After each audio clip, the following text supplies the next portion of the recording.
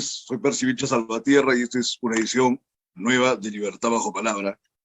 Vamos a conversar de unos temas muy interesantes, pasando de, por supuesto, la realidad coyuntural a algún tema más centrado en nuestra propia cultura. Vamos a conversar con un fotoperiodista que se llama Miguel Mejía.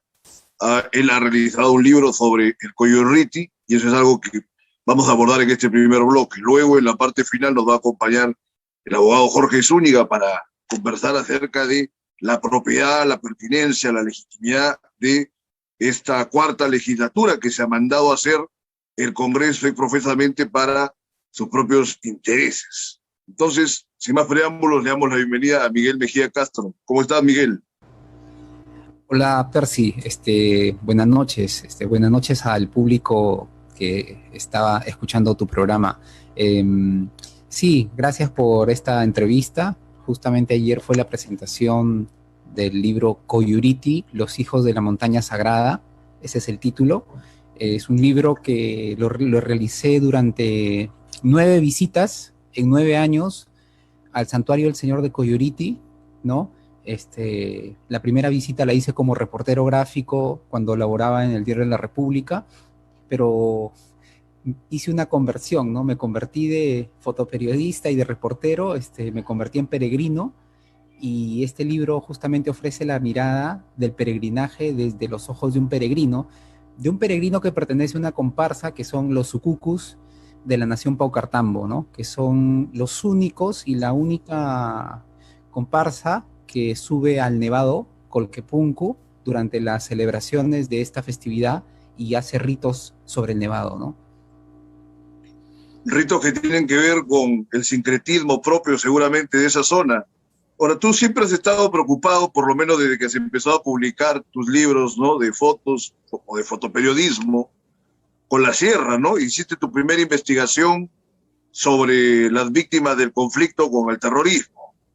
A ver, coméntanos sobre el título exacto y alguna referencia para ir adentrándonos en tu propuesta, por favor. Claro, bueno, el libro que mencionas, que publiqué, es justamente que publiqué en el año 2017, que es El dolor del retorno. No es el primer trabajo realmente, bueno, es el primer libro, sí, publicado, pero ya anteriormente, justamente como reportero del Diario de la República, siempre planteé temas que tienen que ver con la cultura viva del país, ¿no? Incluso laboro o colaboro con PROMPERÚ en muchas de las fotografías que ellos reproducen para promocionar el turismo y la cultura viva también, ¿no?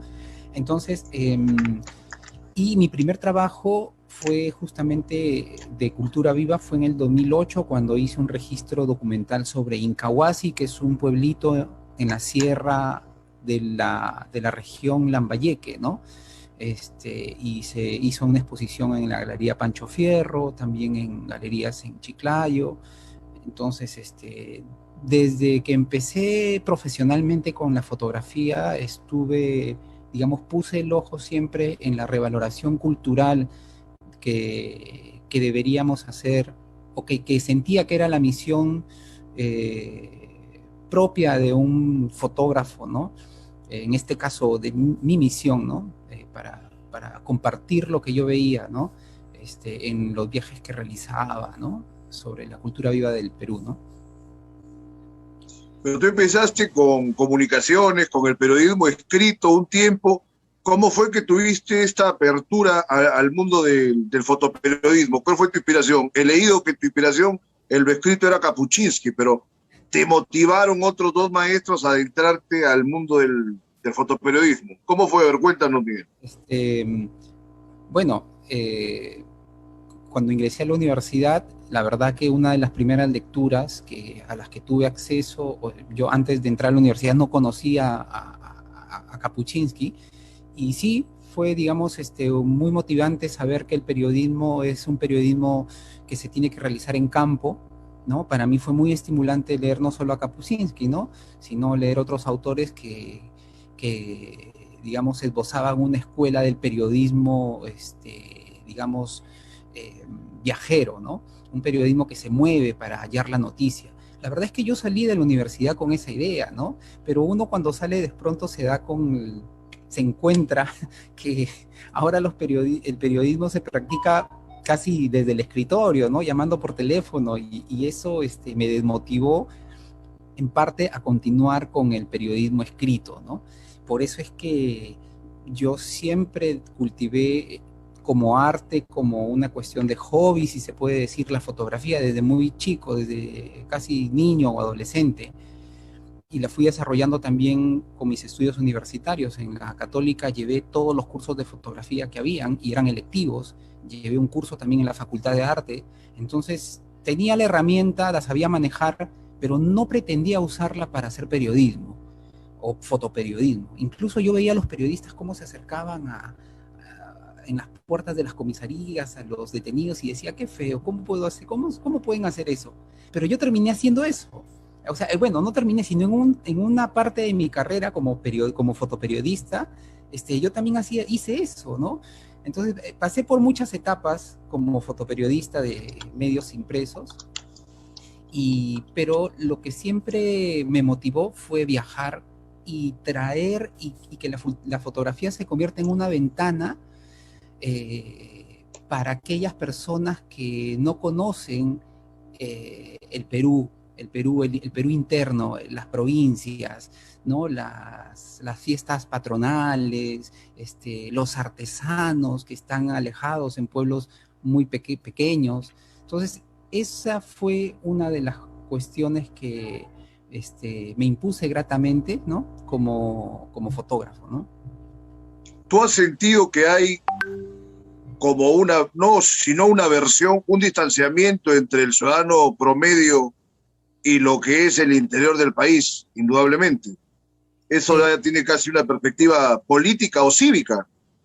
Sí, yo creo que y te sí. quería preguntar también el fotoperiodismo y su relación con el arte, porque decías que en un primer momento no querías llevarlo al periodismo, quizás porque lo veías solo como una manifestación más artística, ¿no? Sí. ¿Cómo fue ese proceso? A ver, para puntualizar algo más. Mira, qué buena pregunta, Percy, porque claro, uno piensa que hacer fotoperiodismo es pararse enfrente de la escena y disparar como loco, ¿no? Ta, ta, ta, ta, ta. Y dime, y te voy a decir, yo he visto, muchas veces se hace eso, pero no siempre es así, ¿no? En la fotografía en el fotoperiodismo también entran a tallar, pues, no es que también, sino entra a tallar mucho la composición, la luz, el momento decisivo, y todo eso son elementos que vinculan justamente a la fotografía periodística con el arte, ¿no? Con la pintura. Entonces, por eso es que hay concursos de fotografía donde ves fotografías fuertes que transmiten, que tienen que ver, que son estéticamente bien compuestas. Entonces, mi noción del fotoperiodismo fue cambiando cuando conocí ya en prensa, laborando en prensa, a fotoperiodistas. Mi primera experiencia, por ejemplo, fue en Caretas, como practicante, ¿no? Yo escribía, pero salía con fotógrafos de lujo, ¿no? Como Oscar Medrano, Carlos Saavedra, Javier Zapata, Gilmar Pérez, ¿no? Fotógrafos, como te digo, un maestro de la fotografía. Entonces, yo escuchaba, lo miraba y decía, bueno, el fotoperiodismo no era como yo creía en la universidad, sino que es interesante, hay una labor de comunicar, y sus fotos salían pues a doble página en la revista, y eso fue como que ahí se me introdujo un poco las ganas y la noción de que tal vez podría yo hacer una conversión de mis ánimos de practicar el periodismo escrito hacia la fotografía. Pero, sin embargo, en el camino he terminado, o estoy en el camino, practico las dos cosas. Escribo, sigo escribiendo y sigo haciendo fotografía también, ¿no? En los dos libros que he publicado, justamente hay textos y fotografía. Y que casualmente sería uno de los modos más redondos para que las personas que tienen esa doble aptitud, ¿no? Escritural y visual puedan complementar, ¿no? Eso es muy interesante. Ahora, como el otro día conversábamos, por ejemplo, respecto de las encuestas, tú has tenido algún puesto de representatividad, creo, en la República, ¿no? Inclusive ahora eres jefe de edición de la revista Lima Gris, etcétera. Entonces, no estoy vinculado a la revista Lima Gris. ya no. Ah, ya, No, no, perfecto. sí. Eh, ya es algo que ya pasó, porque tenía entendido que habías sido editor de fotografía en un par de ediciones anteriores. Está muy Colaboré bien, editando algunas ediciones. claro. En todo caso, a donde apuntaba mi comentario era a que siempre pues está cercano al entorno más directo del periodismo, ¿no? Porque los libros de fotoperiodismo están más o menos distantes pues del día a día, de la prensa, etcétera.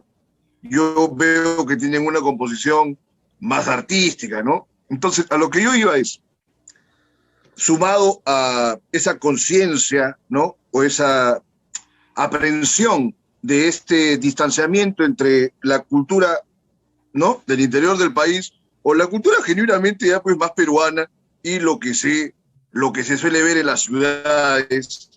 Hay una inquietud política. Te decía lo que comentábamos acerca de las encuestas el otro día, que por supuesto, ¿quién pues va a creer en encuestas? No más si uno está metido en prensa, peor. Pero ahora que se han visto recortados, bueno, luego de todos los equívocos de los dos candidatos, ¿cómo ves esta circunstancia, aparte de la cuestión política centrada en las propuestas, el rechazo, por ejemplo, de Castillo hasta por sus modos de hablar? Sí, Te pregunto porque me parece que los libros tuyos también tienen que ver con esa revitalización de lo más genuinamente peruano, ¿no? Lo más autóctono. A ver, ¿qué piensas al respecto? Percy, con solo decirte que tengo familia cajamarquina del campo que no pronuncia las palabras como las pronuncia un limeño, ¿no? Entonces, cuando yo veo ese tipo de cosas están vinculadas directamente al racismo que hay en el país, ¿no? Al desconocimiento que hay del dialecto que puedan tener otras regiones y que cuando hablan el castellano entonan o tal vez sobreponen algunas sílabas, ¿no? Entonces, eso está vinculado al racismo, yo lo digo, yo creo que es eso, y me parece, la verdad, es ridículo, la verdad. Hay mucha discusión en cómo habla Castillo, por qué dice esta otra palabra. No estoy defendiendo a Castillo, simplemente estoy diciendo que, hablando del tema puntual de cómo ironizan su manera de hablar, ¿no? Vinculado al racismo. Entonces, sí, la Yo verdad te digo, ¿no? yo discrepo absolutamente de Castillo, pero cómo no, me parece que es una canallada de estar señalando, ¿no? Ese tipo de denunciaciones que hace, porque si le tomas la pista al modo de enunciación de, por ejemplo, de la gente que está en la clase alta, o sea, sales también con cualquier cantidad de hierros de todo tipo, ¿no? Y de gestos patéticos que por ejemplo, degradan el idioma mismo. Y hablando de, tú dices, ¿no? La verdad es que cuando yo escucho hablar a este señor, Aldo Meriati, me da vergüenza ajena, ¿no? Tiene una manera de expresarse, parece, no sé, muy baja, ¿no? Entonces, yo creo que si entramos a ese tipo de calificativos, encontraríamos un montón de personas que tienen, no sé, modos, maneras de hablar, ¿no? Y vincularlas a si es de la clase alta, de la clase baja. Creo que para ese tipo de cosas no deben ser calificadas, ¿no? Abiertamente en las redes, no vienen al caso, de verdad. Ahora es peor cuando se silencian y lo llevan todo por dentro, pues, que también la hipocresía que claro, casi típica, ¿no? Del modo de ser peruano. Esta campaña hace que las personas, pues, suelten nomás, ¿no? Sin Se chavaron. sin pensar, ¿no? Efectivamente. Sí, exactamente, ¿no? Ahora, yo te preguntaba eso porque viendo, ¿no? Por ejemplo, si te pregunto cuál es tu próximo proyecto de fotoperiodismo, ¿qué me podría decir entre los varios que debes tener? Brevemente para enfatizar la pregunta, a ver, dime. Yo te diría, tengo dos proyectos ya listos, o sea, cuando digo listos, es porque los tengo ya esbozados en un papel. No suelo hablar de los proyectos que tengo en marcha. De uno nada más, coméntanos. Uno, brevemente, el tema. A ver si, es una regla para mí.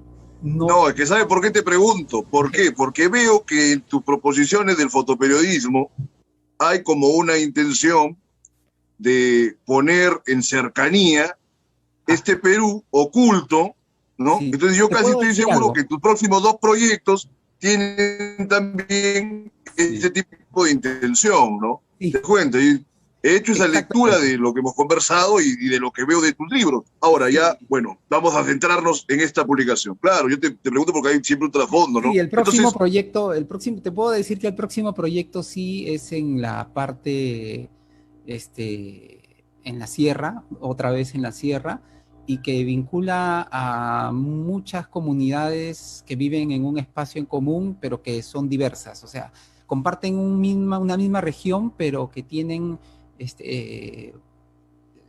y si bien comparten una misma región, es culturalmente diversa también. O sea, tiene ya, influencia. tienen peculiaridades cada grupo, ¿no? Exactamente. Ujú. Claro, Eso me interesa. como es el Perú en general, siempre tan plural, ¿no? Ese es el Sí, problema, creo yo, con el Perú, que es un espacio tan plural y distinto y la verdad que se tiene solamente una visión que es la hegemónica mira, de Lima, esencialmente, que hablando, lleva muchos errores, equívocos, ¿no? Inclusive hablando de de la, gestión política. sí, hablando de la pluralidad, Percy, yo veo que si bien vivimos en un territorio geopolíticamente delimitado que llamamos Perú y país, este, es por, eh, nos llamamos una nación por obligación, porque estamos, como te digo, en este perímetro, pero no compartimos intereses comunes, Percy. No hay O sea, nación. no compartimos la costa, la sierra y la selva, no comparten intereses comunes y los gobernantes no han hecho que todas las regiones avancen al mismo paso, ¿no? Entonces, eso creo que no nos hace una nación sólida, no nos hace sabernos hermanos, ¿no? Entonces, el desconocimiento que tenemos de la cultura de la región selva, el desconocimiento que tenemos de la vida de las personas de la sierra, del norte y del sur, hace que nosotros no atendamos esas necesidades y no le tengamos tampoco valor a esas regiones, ¿no? Y pasen estas cosas, ¿no? Que se burlan de la manera de hablar y otras cosas más, ¿no? Entonces, Efectivamente, me ha dado un gran tema porque precisamente quienes están fallando allí son quienes ejercen el poder, porque el tema de la identidad cultural o de la identidad nacional, mejor dicho, porque identidades culturales, pues hay cualquier cantidad de diferentes sitios y grupos y etnias, etcétera. Tiene que partir de un trabajo de gobierno, quien tiene que ofrecer una visión que dé ese direccionamiento a la ciudadanía es quien esté en el gobierno. Si alguien está en el gobierno y no se preocupa de eso, está desperdiciando una gran oportunidad de forjar una nación que luego de ciertos años no somos. Ahora, y mira, eh, luego de... Sí, dime. no, y hablando del gobierno ya para decirlo, ¿no? Por ejemplo, este libro que ves aquí, que es el que justamente presenté ayer, es un libro de 180 páginas, 152 fotos, 9 años yendo al Señor de Coyoriti como peregrino y fotógrafo, tiene texto también. Era un proyecto bien planteado que lo planteé a los fondos de cultura, ¿no? A los apoyos económicos del Ministerio de Cultura, ¿no?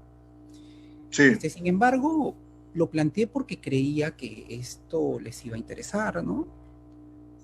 Y que dentro del marco de la difusión que está haciendo pues el Ministerio de Cultura con el Bicentenario podría encajar dentro de lo que ellos proponen, pero no, lo desaprobaron, no.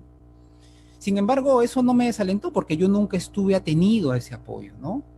Felizmente la editorial Apu Editorial, que es con la que hemos publicado este libro, ya tenía destinados recursos para la impresión, ¿no? Del material, ¿no? Pero qué bonito hubiese sido que el ministerio aporte y sea también cooperante en este proyecto, ¿no?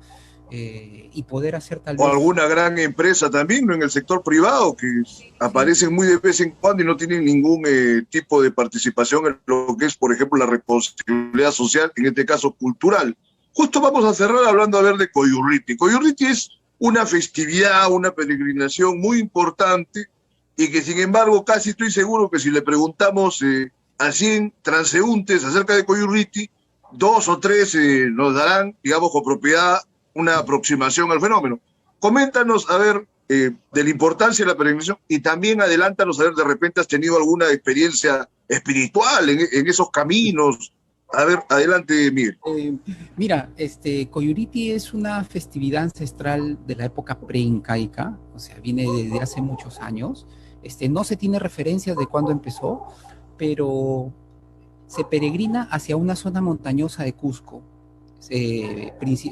precisamente al nevado, a la hollada del Sinacara, que está rodeado por varios nevados, ¿no? En este caso está el Sinacara y el Colquepunco, que es un nevado principal allí, ¿no? Es considerado un apu. Un apu es un dios protector en la sierra, en el Ande.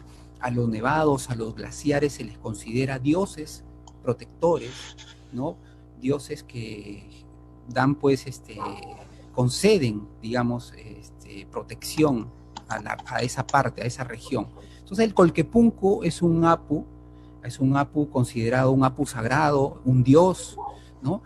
Y el peregrinaje se realiza a esta zona del Sinacara, no solamente por el apu, sino porque hay una roca considerada sagrada en la parte baja del apu, en las faldas del apu, hay una roca considerada sagrada que fue venerada por nuestros ancestros.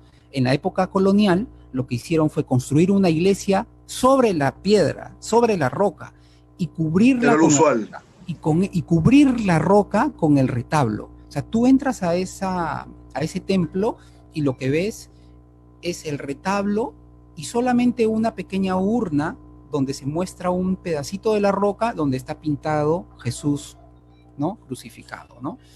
Entonces, ya con la influencia católica, con la influencia española, se peregrina al lugar y se realiza tanto la veneración a la roca que lleva pintado a Jesús crucificado y también la veneración al nevado.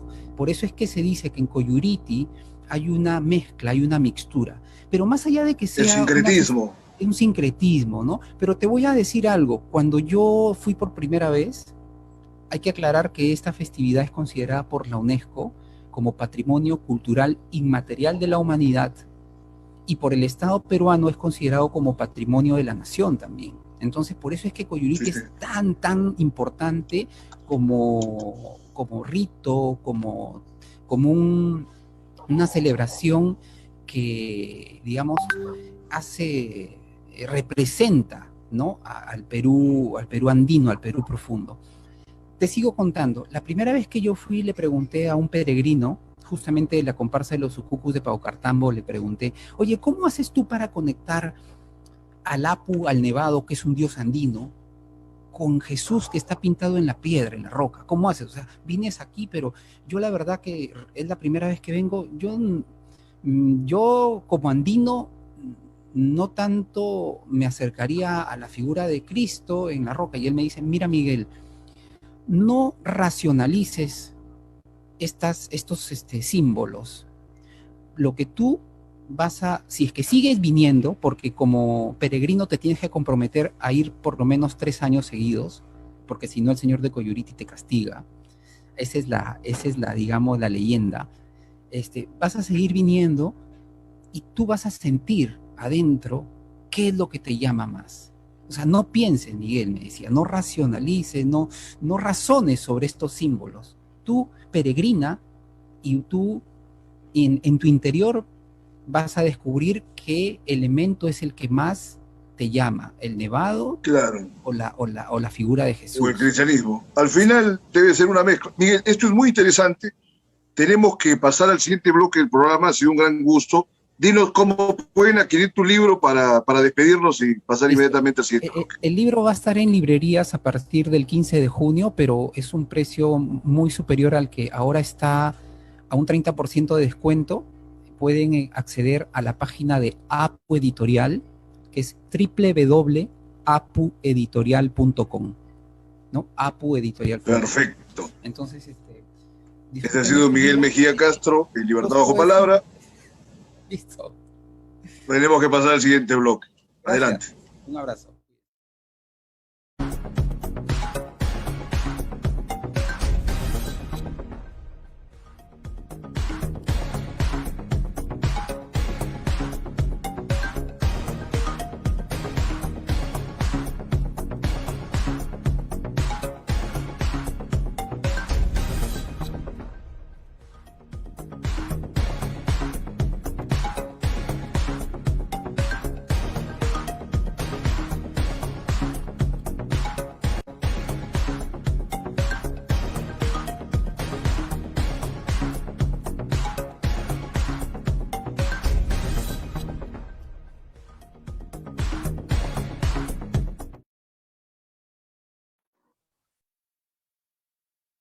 el día crucial de todo este proceso electoral tan grave que hemos padecido, ¿no? Estas últimas semanas se define ya el domingo. Bueno, lo único, recordarle a la gente que no vale la pena que se agredan y se polaricen más por cuenta de dos candidaturas que creo que cualquier personaje sensato va a entender que son negativas y un desastre. Una en mayor o menor medida, seguramente según quien la mire, pero eso es lo que hay.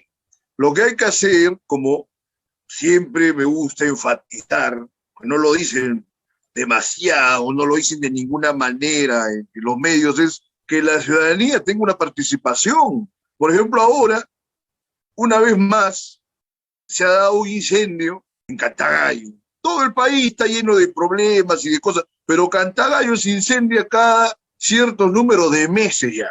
En 2016 fue lo más grave, fueron damnificados prácticamente la comunidad entera de chipivos que viven en esa zona, y no hay cuando haya por parte de las autoridades, porque no lo van a hacer pues los pobladores que a duras penas construyen sus chozas, sus casitas ahí de la manera que pueden. Las autoridades, digo, no han tomado las precauciones para esto. Me entero de que ya se ha podido controlar este incendio del centro comercial justo que está ahí prácticamente frente de Hacho, ¿no? Entonces, esto es algo muy lamentable porque lo que vemos una y otra vez por cuenta de quienes están en un ejercicio de un cargo público es ineptitud. Ahora sé inclusive que ha llegado el equipo de gestión de desastre de la Municipalidad de Lima, pero Cantagallo no pertenece a la Municipalidad de Lima, Cantagallo pertenece al distrito del RIMAC. Entonces, ¿qué cosa estás haciendo la gente que está dirigiendo ese distrito en este momento? Ahora, no solamente ello, yo creo que desde un primer momento que se ha sabido del siniestro, los distritos colindantes, que son muy cercanos, deberían haber tenido algún tipo de participación también para verte asistir a este tipo de siniestros. Tiene que haber una relación más interactiva entre las municipalidades. Por ejemplo, San Juan de Lurigancho está a un tiro de piedra de Cantagallo. Zárate, que es, digamos, la urbanización principal, o que tradicionalmente la urbanización principal de San Juan de Lurigancho, está prácticamente acá estira la mano y prácticamente estás en Zárate. El RIMAC ni hablar. El RIMAC además que está hecho un desastre, y la verdad que en general es una repetición de lo que sucede en todo el país. Seguramente se pueden echar de menos gestiones anteriores que han sido más proclives a favorecer a la ciudadanía, ¿no? Casualmente me acuerdo en ese sentido de mi amigo de Jique Peramasa, al que le envío un saludo ahora mismo. Entonces, a ver si se pueden tomar cartas en el asunto para que este tipo de circunstancias siniestras, negativas, ya dejen de suceder. Francamente, los que están viendo, googleen cuántas veces ha incendiado Cantagallo en los últimos 20 años, y sobre todo, este ya es un tema que, por ejemplo, sí puede involucrar a la Municipalidad de Lima. No se hace nada ni para reubicar, ni para realizar algún tipo de obra en esa zona. No nos olvidemos que el proyecto Río Verde casualmente tendría que haberse asentado también en este territorio, en este predio de Cantagallo. Sin embargo, por los malos manejos de la Municipalidad de Lima, en su momento de Castañeda, ¿no? Si mal no recuerdo, el proyecto Río Verde quedó en stand-by. Y hasta la fecha, ¿cuántos cientos o miles de obras no se terminan de realizar, ya sea por falta de voluntad política, por incapacidad de gestión, o por mil y otros motivos casi diabólicos? Porque los únicos grandes perjudicados aquí son los ciudadanos que habitan en esas zonas, ¿no? Entonces esperemos que no se vuelva a repetir un siniestro como este. De todas maneras, y por suerte, no se han dado víctimas mortales, pero en otras ocasiones no se ha ido con tanta fortuna, ¿no? Bueno, vamos a pasar al último bloque del programa. Vamos a conversar con Jorge Zúñiga acerca de unos temas políticos, legales, que espero sean de sumo interés para la gente. Adelante. Vamos.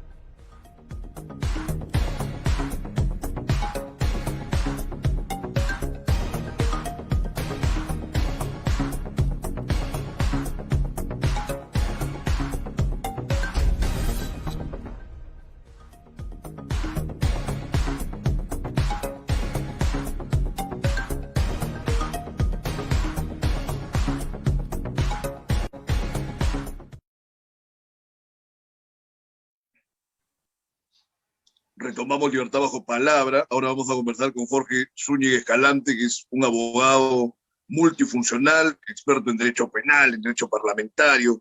Tiene también un entendimiento de la gestión pública. Te damos la bienvenida, Jorge. ¿Cómo estás? Muchas gracias, Percy. En principio, agradecer siempre la gentil convocatoria a tu programa a tocar estos temas tan delicados y de coyuntura, en especial en una compleja situación política como la que nos toca vivir en este momento, ¿no? Es una compleja situación política y también en el orden jurídico se realiza una serie de actos que rayan en la arbitrariedad. El Congreso, sobre todo, que pareciera que no tiene ningún tipo de filtro en esa institución para evitar que realicen leyes, por ejemplo, que luego devienen inconstitucionales. ¿Cuántas? Es un problema. El asunto central de estos días previos a la elección, ¿no? A la definición de esta segunda vuelta, es esta cuarta legislatura que se han mandado a hacer los congresistas cuando desde que asumieron funciones, ¿no es cierto? El año pasado se había entendido, inclusive se habían pronunciado el Congreso, de que el mandato era solamente por 3 legislaturas. ¿Cuál es la tradición, la perspectiva constitucional, reglamentaria, acerca de las 2 legislaturas típicas que siempre tiene el Congreso? Por favor, Jorge, coméntanos. Claro que sí, ¿no? Bueno, la Constitución establece ya este mandato expreso de que se trata el Parlamento en 2 legislaturas, que finalmente esto ha sido regulado en la posibilidad del reglamento del propio Congreso de la República, ¿no? Sin embargo, esta modificación, sin lugar a dudas, soslaya ampliamente este concepto de las legislaturas. Claro, es cierto, se puede habilitar periodos especiales para lo que van a ser legislaturas extraordinarias. Sin embargo, la creación de una cuarta legislatura, sin lugar a dudas, pone en grave riesgo, creo yo, de que las leyes, como bien tú señalas, que se pudieran aprobar en ese interregno, vayan a tener justamente esta acreditación o este goce de suficiencia constitucional, ¿no? Lamentablemente, más que por el fondo, por el procedimiento preestablecido, ¿no? Y hay que ver que regularmente las leyes que han sido cuestionadas en su oportunidad y declaradas inconstitucionales también en su oportunidad, por el Tribunal Constitucional, muchas de ellas han estado vinculadas más que con el tema de fondo, con la forma en la que se ha debatido, ¿no? Recordemos que ya el Tribunal Constitucional por ejemplo, se ha pronunciado sobre la necesidad de la existencia de los pases a comisión previos antes de la dictaminación, o mejor dicho, que existan dictámenes previos para la aprobación, cómo es que no se puede soslayar ese procedimiento, la importancia de la segunda votación, etcétera, ¿no? Es más, ha llamado a la reflexión en más de una ocasión al Congreso de la República para que no se quiebren bajo exoneraciones que debieran ser excepcionales, se convierta en una regla, ¿no? O sea, digamos que muchas personas no comprenden, por ejemplo, la importancia de que determinados proyectos, ¿no?, que tengan vocación de ser leyes, sean de reforma, no sean de reforma constitucional, tengan una segunda legislatura, ¿no? Y esto responde justamente a que en el fragor del debate regularmente se puede generar o tomar decisiones que responden a ese fragor del debate. Y entonces el sentido de una segunda legislatura responde justamente a que al no tener una segunda cámara, como es una cámara de senadores, se pueda tener un espacio de reflexión, ¿no?, que justamente constituya ese periodo que da pie a una siguiente legislatura, para que una vez ya agotado ese fragor del debate que se puede generar como consecuencia de las propias conformaciones parlamentarias, puedan estas tener ya de manera más calmada, probablemente más centrada, revisar con un nuevo, de mejor manera y con un nuevo ojo, por decirlo así, estas propuestas legislativas. Pero claro, cuando yo me exonero de esto, exonero de segunda votación, quiebro justamente esta posibilidad de reflexión, y ahora que incorporo una cuarta legislatura, no solamente voy a quebrar esa posibilidad de generar un espacio de reflexión, sino que muy en especialmente voy a desnaturalizar la lógica de la reforma constitucional, porque finalmente lo que está en cuestión es la reforma constitucional. Efectivamente. Y claro, una reforma constitucional exige indefectiblemente una reflexión mayor, y digamos que las reformas constitucionales tienen algo que se denominan cláusulas pétreas. Se denominan cláusulas pétreas porque implica que su procedimiento de modificación requieren procedimientos calificados a diferencia de las normas ordinarias. Y ese procedimiento calificado es justamente esta aprobación en 2 legislaturas. Entonces, si es que yo para poder mantener el gorro de las dos legislaturas, voy a partir una legislatura en dos, o voy a crear una legislatura, una cuarta legislatura, sin lugar a dudas estoy quebrando el propio sentido de la norma, y esto es a claras luces, como bien lo he mencionado inicialmente, una norma que va a tener vocación de ser declarada inconstitucional, ¿no?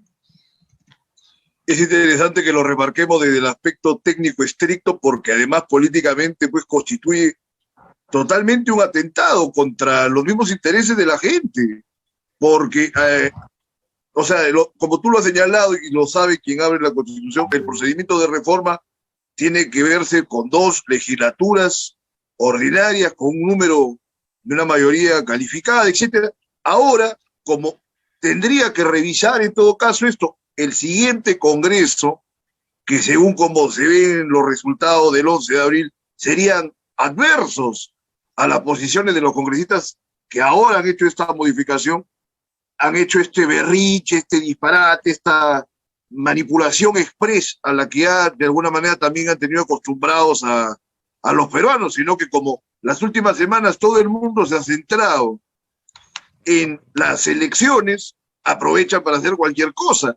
Y yo me pregunto, Jorge, si esto no le dará a Castillo, en el caso que llegase a ser presidente, ¿no?, mayores motivos para convocar su asamblea constituyente. Sí, claro, por supuesto. En realidad ese es el problema, ¿no? En realidad el problema es que una modificación de este tipo, o sea, va a gatillar que cualquier contendor político pueda utilizar esto para justificar una disolución del Congreso, ¿no? O sea, porque finalmente es evidente, ¿no? Es como decir, bueno, lo que pasa es que tenemos 365 días, pero como no me alcanzan los 365 días, a partir de ahora todos los días los voy a partir en dos y ya no tengo 365 días, sino que ahora tengo el doble. Entonces, eso sin lugar a dudas, además que atenta contra cualquier lógica posible, desnaturaliza el efecto que busca alcanzar esta necesidad de reformas constitucionales que, como menciono, requiere una reflexión especial, ¿no? Jorge, ¿tú recuerdas que se haya dado otro momento histórico en el que se hayan dispuesto de tres legislaturas ordinarias, o sea, una legislatura arbitraria? A ver si hacemos memoria, quizás podamos ver otro momento, digamos, tan singular, ¿no? No tengo en todo caso, no tengo memoria de que exista la posibilidad de que se haga una cuarta legislatura extraordinaria. O sea, sin lugar a dudas, creo yo que después de mucho tiempo hemos tenido una disolución del Congreso. O sea, digamos que esto proviene ya desde el periodo de Fujimori. Entonces, la sola hecha disolución del Congreso genera que tengamos un Congreso extraordinario con un periodo corto. Es más, cuando se disolvió el Congreso se veía que uno de los problemas que iba a haber era justamente una suerte de decisiones como podrán reelegirse, no podrán reelegirse, tienen vocación de que se van a querer quedar. Y había una serie de especulaciones que finalmente están materializándose de manera indirecta al generar una cuarta legislatura, ¿no? Entonces, tu apreciación desde un enfoque jurídico, técnico, estricto, es que esta cuarta legislatura trae una serie de complicaciones. Por favor, si podrías enfatizarlas una vez más antes de pasar a otro tema. Por supuesto, claro que sí. Enumérala. Bueno, la Constitución política establece, ¿no? Establece y habla sobre la reforma constitucional y establece en su artículo 206 que se puede trabajar una reforma constitucional, ya sea en todo o en parte. Pero este artículo 206 además recoge expresamente que exige que cualquier modificación que se haga a la Constitución requiere dos legislaturas ordinarias sucesivas. Y entonces, para poder entender ello, yo necesito comprender qué debe entenderse por una legislatura ordinaria. Y entonces, las legislaturas ordinarias van a estar establecidas ya en el reglamento del Congreso y están establecidas incluso con una línea del tiempo, ¿no? Estableciendo que se inician del 27 de julio al 15 de diciembre la primera y la segunda del 1 de marzo al 15 de junio. Estas pueden tener variaciones como así lo establece el reglamento del Congreso, pero no establece la posibilidad de una creación de una tercera legislatura, una cuarta legislatura o una quinta legislatura. O sea, eso no puede ser, y eso justamente responde a que la propia modificación de la Constitución, reitero, tiene cláusulas pétreas, ¿no? Es importante entender mucho la diferencia entre el poder constituyente y el poder constituido. Entiendo, vamos a conversar un poco más eso adelante, pero sí es ahora yo te comento como para ponerlo de una manera todavía más llana, ¿no? O sea, de repente, si para esta legislatura podría considerarse que hagan una legislatura extraordinaria para temas de alcance menor, pero de ninguna forma con las condiciones de una legislatura ordinaria donde puedan revisar esta segunda votación para realizar reformas constitucionales. Totalmente de acuerdo, ¿no? Totalmente Podría de acuerdo. pasar Es más, eso, o sea, pero es no más, o es. sea, exactamente, es más, ¿no? O sea, es más, lo ideal hubiera sido la prórroga de las legislaturas También, ordinarias, claro. es más, ya se regula la posibilidad de legislaturas extraordinarias, pero no para este tipo de reformas constitucionales. O sea, finalmente, reiteramos, la lógica del poder constituido, que en este caso es el Congreso y cualquier entidad, que es distinto al poder constituyente, que tiene por finalidad más bien generar la constitución, generar una nación de poder, es justamente que tiene que limitarse a los parámetros formales que ya están contenidos en las normas fundantes, por decirlo así, que es finalmente la Constitución. Entonces, si la Constitución me establece que tengo solamente la posibilidad de 2 periodos legislativos, yo no tendría la posibilidad de legitimar vía la lógica de que yo como Congreso tengo la facultad de dar leyes. No es lo mismo que tener la facultad de generar normas de carácter constitucional así por así, porque finalmente lo que están haciendo es generar una norma de carácter constitucional, por lo menos procedimentalmente, ¿no? Efectivamente. Ahora, yo no te voy a pedir nombres, pero tú sabes que quiénes trabajan, quiénes son asesores en el Parlamento, etcétera. Tú has trabajado ahí. Yo te digo, pero es que se ha reducido tanto el alcance del conocimiento que tienen los asesores del Congreso, o definitivamente los congresistas no le prestan atención a la razón y hacen lo que a ellos se les pasa por la cabeza, ¿no? O por otras zonas, no tiene nada que ver la cabeza, Claro, porque parece mentira, ¿no?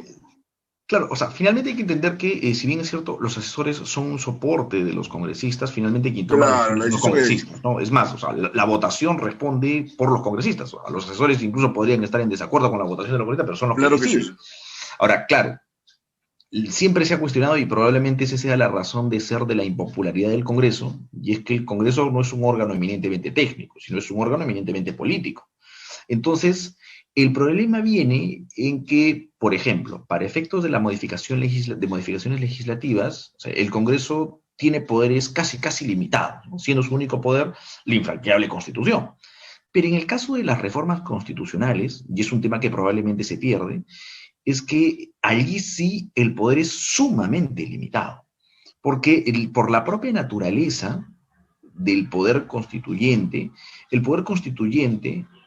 que se funda finalmente, origina una constitución, solamente puede ser modificado por otro poder constituyente. Es por esa razón que solamente la segunda legislatura puede ser suplida por un referéndum.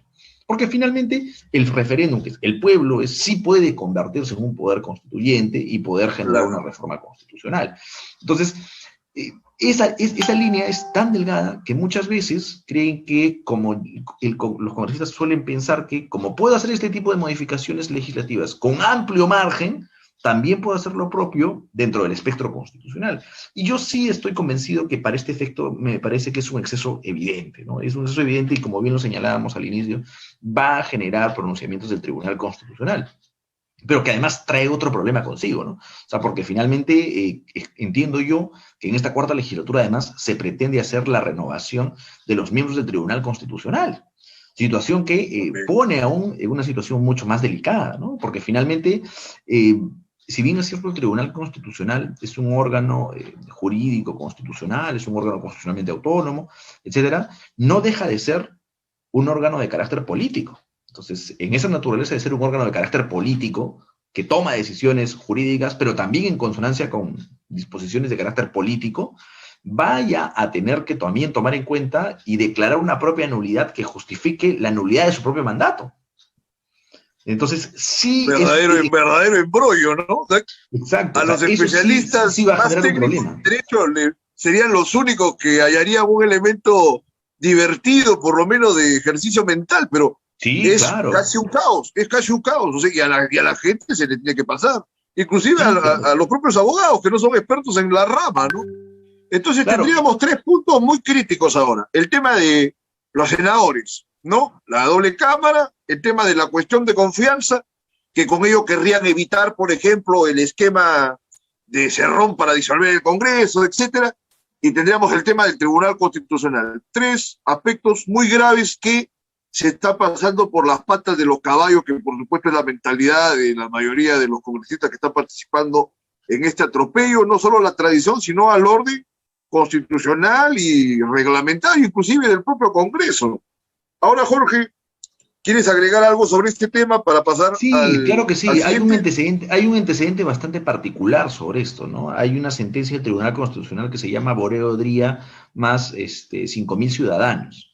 Que este caso fue el caso que planteó Alberto Boreo Dría en su oportunidad para solicitar la inconstitucionalidad de la Constitución del 93.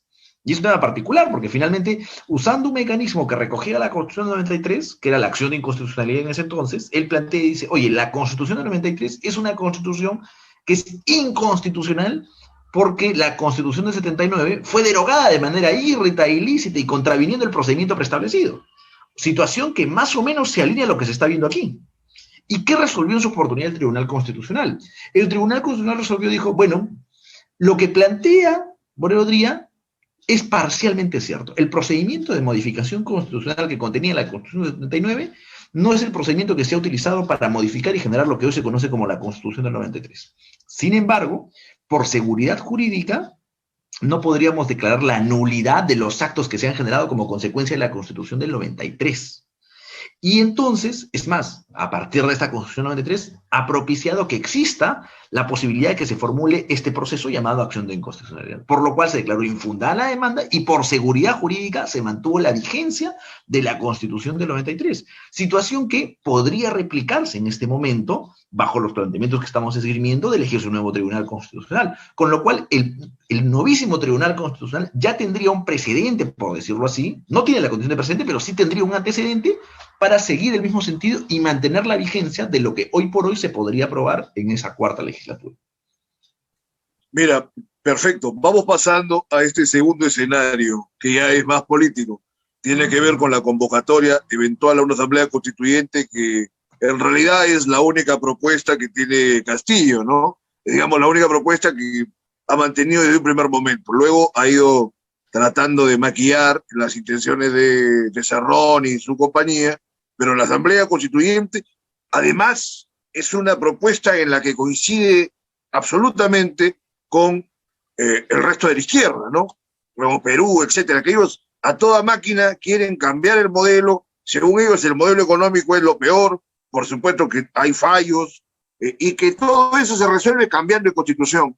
Tú, como un experto en el área, ¿consideras hasta qué punto, para contrariar esta apreciación que yo digo es arbitraria de parte de las izquierdas, que la Constitución es responsable de los males que tiene el Estado peruano y sobre todo el accionar del gobierno? ¿Sí? ¿Cuál sería tu primera percepción sobre ello? Yo creo que allí el problema que se pierde de vista es un problema que por sí es impopular. Es el problema de la reforma política, ¿no? O sea, hay un libro que se llama de Carl Smith, no es Carl Smith. Bueno, ahora me acuerdo un poquito y lo explico, pero lo que quiero explicarles un poco es que los partidos políticos, al carecer de legitimidad, carecen de la posibilidad de generar seguridad y convencimiento en la sociedad. Al carecer de la capacidad de generar convicción, de generar conformidad. Este libro que estoy haciendo referencia se llama La Conformidad. ¿Okay? Este libro, que se llama La Conformidad, explica justamente la importancia de la democracia deliberativa en la toma de decisiones. Y entonces, ¿qué dice un poco este libro sobre la conformidad? Este libro sobre la conformidad me va a decir algo que es bastante cierto. Si la gente está de acuerdo con quienes me ayudan a tomar decisiones, a estar conformes, a seguir estos influencers, que se puedan llamar, por decirlo así, va a ser importante. ¿Por qué? Porque en la medida que yo pueda confiar en ellos, yo no voy a cuestionar sus decisiones. Si yo confío en mis actores políticos, yo voy a respetar lo que mis actores políticos aprueben. Pero claro, si yo tengo un Congreso tan fraccionado, donde lo tengo pegado, por ejemplo, tengo un Congreso que se convierte tal partido político con una votación del 8%, del 10%, la legitimidad política o la conformidad con estos partidos políticos generan que la gran parte de la población no se encuentre representada o no se sienta representada adecuadamente.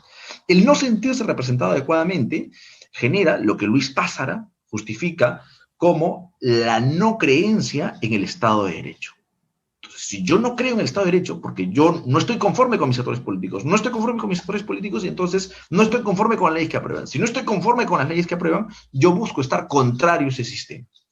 Y bueno, cumpliré las que más o menos se me acomoden y dejaré de cumplir aquellas que no. Y entonces eso genera el grupo de la informalidad por un lado, y por otro lado el rechazo con respecto al ordenamiento determinado.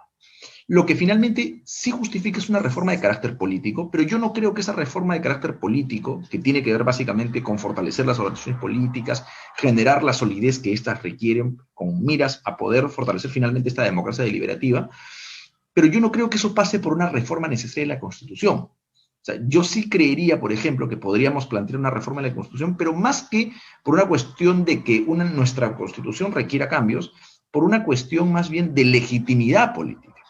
Porque claro, se ha vendido tanto el discurso de que no estoy conforme con mis actores políticos, que eso se ha extendido como un sinónimo que no estoy conforme con la Constitución.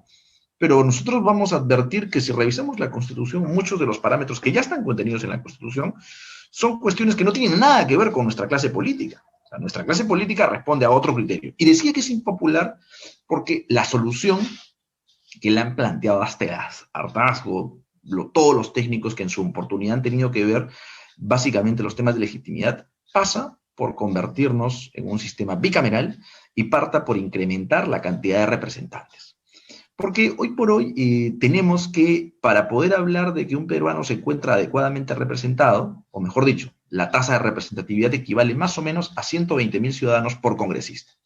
Entonces, claro, como yo siempre planteo a mis alumnos, en un salón de 50 alumnos, cuando eliges un delegado, tienes por lo menos unos 5 o 6 que no están de acuerdo con el delegado. Imagínate que este salón fuera un salón de 120.000 alumnos. ¿Cuántos de esos alumnos están conformes con 120.000? Más aún si tenemos circunscripciones territoriales como Tumbes, por ejemplo, donde alguien entra al Congreso con una votación de 3.000 votos. Entonces, ¿cómo pesas esos 3.000 votos versus un congresista que tiene 60.000 votos? Ese tipo de cosas, sí creo yo, justifican una modificación vinculada con la reforma política, pero no con la reforma constitucional. Y también, por ejemplo, cuando se da que hay algún candidato que ha tenido mucho más votos que los que son, a fin de cuentas, impuestos como congresistas porque no ha pasado la valla o porque no ha tenido pues el arrastre del candidato a la presidencia, ¿no? Que también produce ese tipo de situaciones. Y la gente pues, no se ve para nada representada. Mucha gente se sorprendería de saber el número de parlamentarios que tienen otros países, que exceden 2, 3 centenas, ¿no? Hasta por 500 hay en algunos países que hay parlamentarios. Y bueno, ahora claro que acá en el Perú dirían, si ya con 130 canallas poner 500 sería peor, pero hay que tratar de forjar, no una esperanza ciega, pero sí la posibilidad de que podamos renovar la oferta pública, ¿no? La escena política.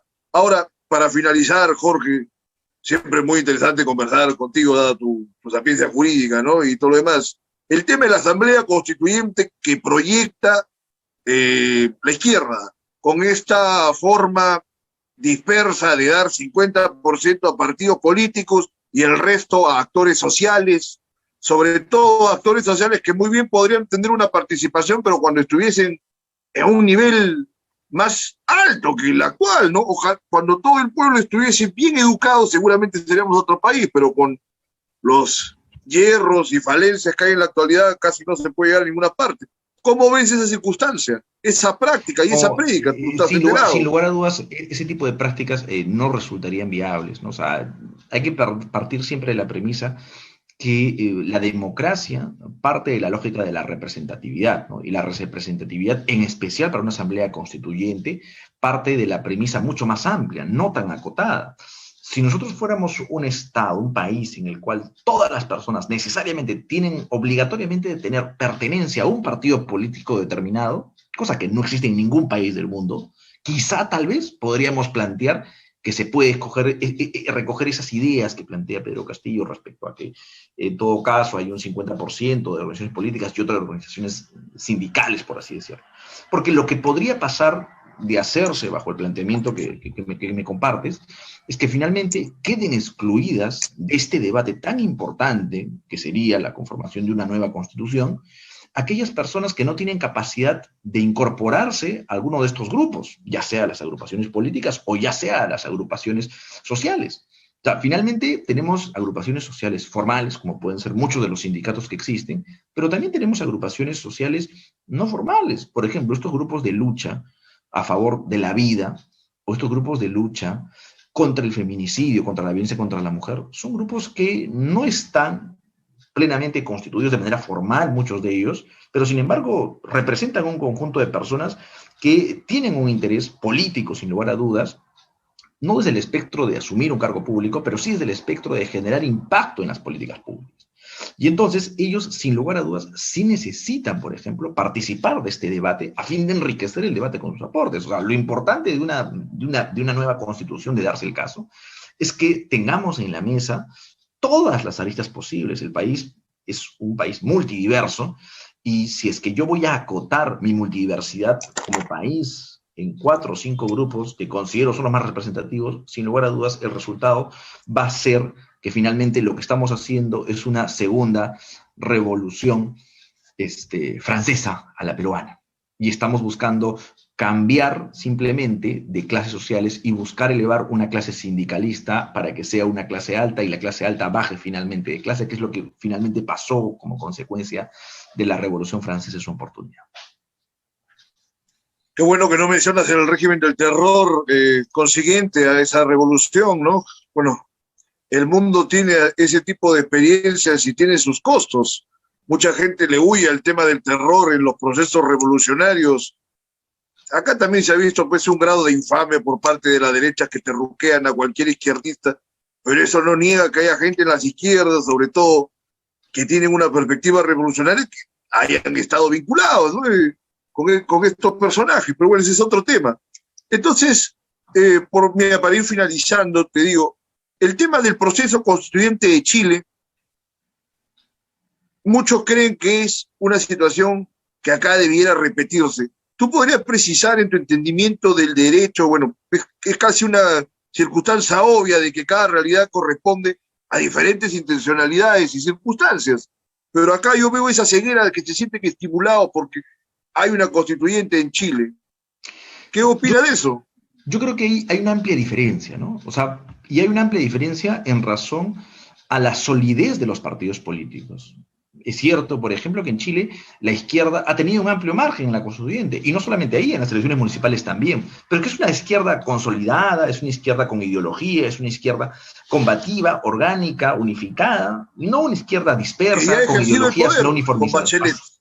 Exactamente, exactamente. O sea, es una izquierda completamente dispersa, una izquierda que se une eventualmente, se divorcia eventualmente. El caso Pedro Castillo es uno de los casos más emblemáticos, ¿no? O sea, finalmente se unió en su momento con Juntos con el Perú, se unió en su momento con otros grupos de izquierda minoritarios, finalmente en el camino se han ido separando, lo que evidencia que la izquierda en el Perú, si es que existe una izquierda, por decirlo como partido político, creo yo, no está así de claro. O sea, es más, creo yo, y resulta a todas luces evidente, que Pedro Castillo no necesariamente es parte de este grupo etario de izquierda, ¿no? Sino para muestra es justamente estas últimas notas que han ido saliendo respecto a ser contrario a alguna serie de derechos progresistas, como es el derecho de las comunidades LGTBI, ¿no? O sea, sin lugar a dudas, la izquierda radical en el Perú y en el mundo, o sea, es una de las promotoras más bien de la protección de los derechos de los grupos LGTBI, pero finalmente él está en un ala un poco más radical,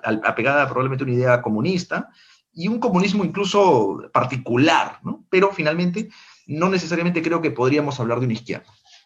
Todas esas formas son caducas. A mí me estuve investigando justo hace unas semanas y veía algo que repito, a ver si los mismos izquierdistas revisan la situación del viraje de la socialdemocracia alemana hacia el libre mercado, ¿no? En 1959, Max Godesberg, habría que hacer una encuesta a ver qué tanto se ha aprendido de ahí. Las izquierdas peruanas prácticamente son más anticuadas que esa socialdemocracia alemana de hace tantas décadas. Mira, Jorge, ha sido un gran gusto poder conversar contigo. Ahora debemos despedirnos. Te comprometo para hablar más adelante sobre otros temas pasadas las elecciones. Claro que sí, Percy. Muchísimas gracias nuevamente por la gentil invitación, siempre a su disposición y encantado de compartir algunas ideas con ustedes. Perfecto, entonces eso ha sido todo por hoy en Libertad Bajo Palabra. Retomamos el domingo para cubrir los resultados del proceso electoral. Buen fin de semana a todos.